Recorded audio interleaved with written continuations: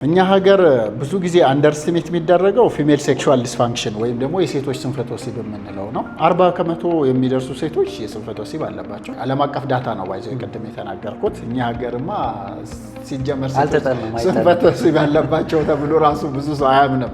ሴቷ ራሱ አታምንም። ላይክ እሷ አላስደሰተኝም ነው እንጂ እኔ መደሰት አቅቶኝ ነው ብላ ራሱ ላታስብ ትችላለች። እና ወንዱም አላስደሰትኳትም ብሎ ይጨነቃል። ሴክሹዋል ነገር ጫናው ኢትዮጵያ ውስጥ እኛ ወንዱ ጋር ይበዛል በነገራችን ላይ ማለት ነው። ሶ የእሷን ፍላጎት ወረደ እኔ ነኝ፣ እሷ አራካችም የኔ ችግር ነው። ሁሉ ነገር ወንዱ አላፍትና ይወስዳል። ኦፍኮርስ አላፍትና መውሰድ የራስን ነገር ክሊር ማድረግ ጥሩ ነው። ነገር ግን አንዳንድ ጊዜ አላስፈላጊ ጭንቀት ውስጥም ያስገባል። ስለዚህ ኮሚኒኬት ማድረግ ያስፈልጋል። ሴቶችም የተለያየ ምክንያት ስንፈተ ወሲብ ይገጥማቸዋል።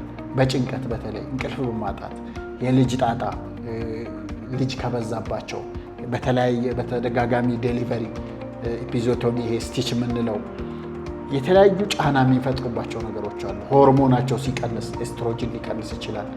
ኢንፌክሽኖች ሲኖሯቸው ኢንዶሜትሪዮሲስ የምንለው አለ። ቅድም ያነሳ ነው ቫጂኒስመስ። እንደገና ቴስቴስትሮን በትንሽም መጠን ብትሆን ሴቶችም ጋር አለች። እሷም ጭራሽ ዝቅ ካለች በርካታ ሴቶች ደስታ ምንድን ነው ግንኙነት ላይ እኔ በቃ ልጅ ለመውለድና ለባለቤቴ ስል ነው ማረገው ብለው የሚሉ አሉ።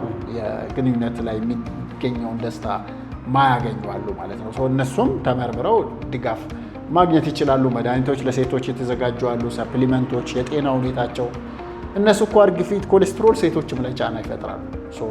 ሆርሞኑ ብቻ ሳይሆን የጤና ችግር፣ የአእምሮ ጤና፣ የአካል ጤና ችግር ሲፈጠር ሴቶችም ጋር ስንፈተ ወሲብ ሊፈጠር ይችላል ማለት ነው።